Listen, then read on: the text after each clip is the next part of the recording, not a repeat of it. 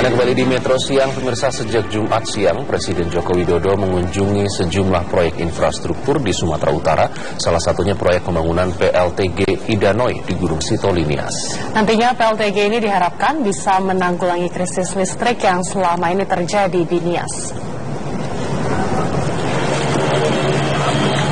Presiden Joko Widodo bersama Ibu Negara Iriana dan rombongan meninjau pembangunan proyek pembangkit listrik tenaga gas Idanoi di Gunung Sitoli untuk memastikan bahwa pembangunan tepat waktu. Selain itu, Presiden juga meletakkan batu pertama pembangunan saluran udara tegangan tinggi dalam rangka meningkatkan infrastruktur kelistrikan di Pulau Nias. Pembangunan saluran udara tegangan tinggi 70 kV sepanjang 110 km penting bagi sistem kelistrikan di Nias yang ditargetkan selesai pada awal tahun 2017.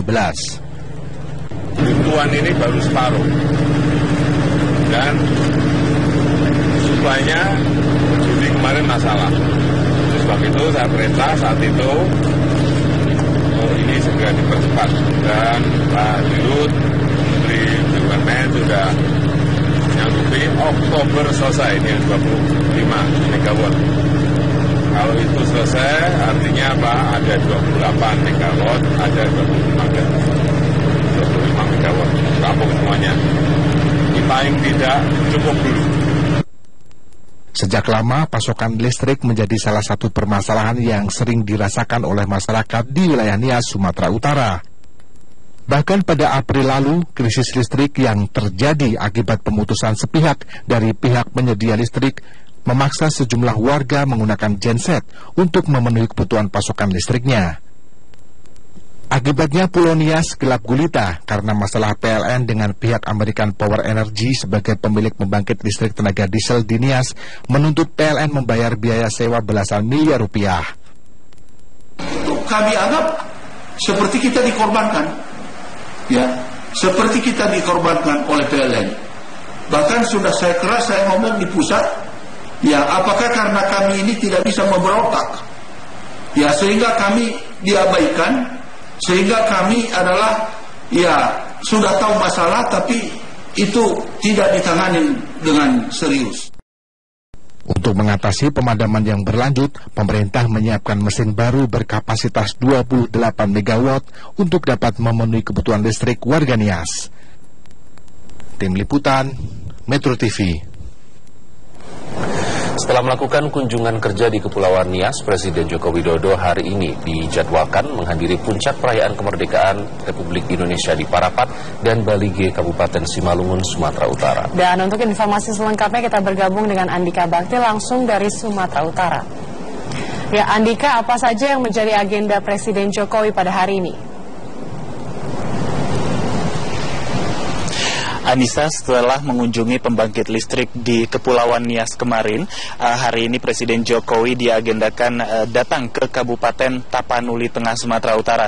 Dan tadi sekitar pukul 10 waktu Indonesia Barat, Presiden beserta rombongan tiba di Bandara FL Tobing, Kabupaten Tapanuli Tengah.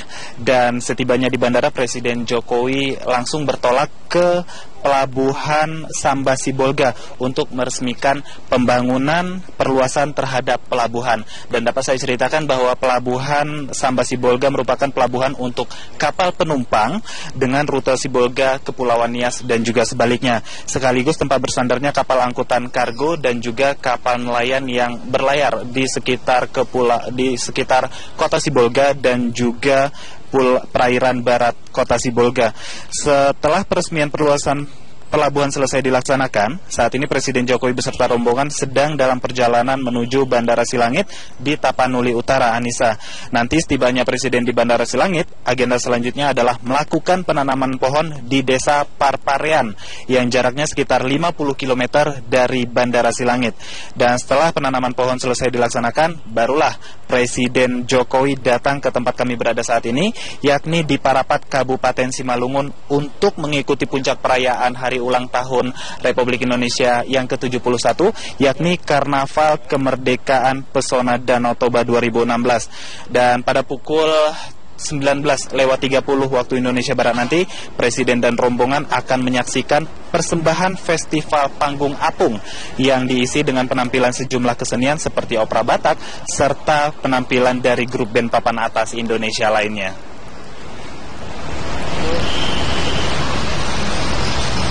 Anissa. Ya Andika, lalu sejauh mana persiapan Karnaval Kemerdekaan Pesona Danau Toba di sana? Nah, memang Karnaval Kemerdekaan Pesona Danau Toba 2016 ini baru akan dilaksanakan pada besok hari. Namun ini persiapannya sudah rampung sekitar 80%, Anissa. Seperti misalnya pembersihan di sekitar kawasan Danau Toba yang sudah selesai dilakukan.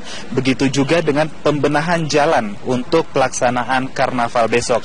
Misalnya Jalan Sisi Mangaraja yang merupakan jalan protokol di Bali G.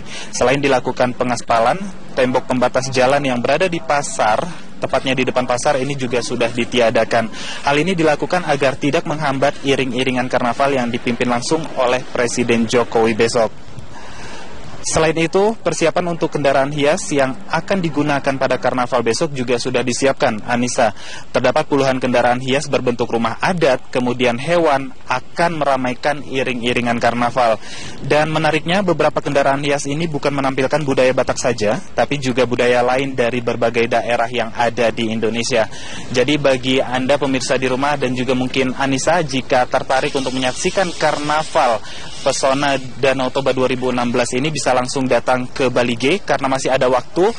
Karnaval ini akan diselenggarakan pada pukul 3 besok sore, sehingga siapapun yang ingin menyaksikan kemeriahan Karnaval Kemerdekaan Pesta Danau Toba 2016 ini masih punya waktu untuk datang ke Sumatera Utara, khususnya ke Bali G, Kabupaten Toba Samosir.